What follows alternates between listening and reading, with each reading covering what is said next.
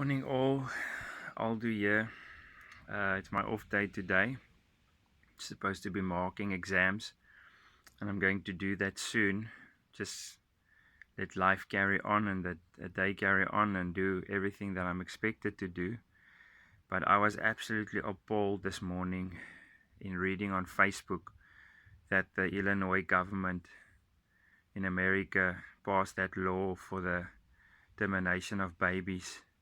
And I was just thinking, not as a moralist or a anti-abortionist or anything, as a father, I had the privilege to be at the birth of each and every one of my three kids, my 17-year-old daughter, my 15-year-old daughter, and my 8-year-old son.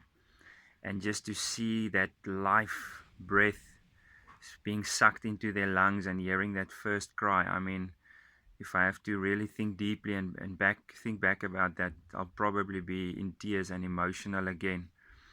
But this morning I was just, boy, just give me a chance. I'm quickly making a video, okay? I'll be with you now. Just give me a chance. So this morning I was just thinking, I can't imagine the horror, what I would have experienced. I would probably have killed the doctor if I were to stand there. Both my daughters were born naturally and my son was born with a cesarean. But either way, to stand there and imagine the doctor taking that child out, putting him or her on the table, and taking this massive sharp knife or scissors and start amputating their arms and their legs and their head, taking some or other suction thing with a sharp metal edge and putting that in their brain and sucking it out. And yet this is exactly what this law says, that up to a few hours before birth. I mean, imagine us being in such anticipation, knowing we're going to go in on that specific day and the baby's going to be delivered.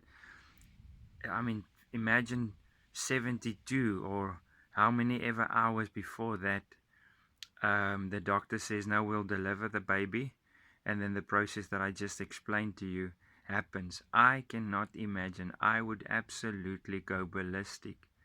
And yet this is exactly the law that was passed by people with logical minds, clever people, people that studied for years with that brain, which they are now deciding that someone else with a brain can go and suck out a baby's brain. And I mean, I won't even tell you the details. You can go and read some articles for yourself because it's just too gruesome to express here. But I cannot imagine what I would have done. And yet I'm asking myself, what should I be doing? What should I be doing? Are we just going to sit and let this legislation one after the other pass? And this why? Because of a ruling of some people sitting somewhere in a room. The ruling was 35 against 20. So 35 people thought it well to take power and life and whatever into their own hands. And I can't even start to express the ramifications of that. Never mind on a moral basis, the morality of that, the amount of bloodshed on our hands, and we are just standing there looking at this, and it's okay. We make our voice known on Facebook, and that's it. I'm reminded of that summer or spring or whatever, when all the Muslim countries came into upheaval because of legislation and because of social media and because of stuff. And this was not because people were being killed. Well, actually they were. And this was a few hundred or thousand maybe. And a few nations came into upheaval. Syria and I can't even remember I think Egypt and stuff like countries like that. But now we're talking about hundreds of thousands of probably millions of babies being slaughtered, and we're just doing nothing. And I haven't put this video out because I think I've got the answer. I just had to get out of my chest what's on the inside. And I am praying to God for wisdom of the way forward, because in my generation. I cannot stand for this.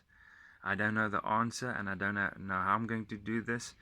I don't even have the financial capacity to go and take on laws and constitutions and whatever. I'm just saying, I have a brain and I've got a conscience and I've got God, and God help me if I just sit and let this thing carry on.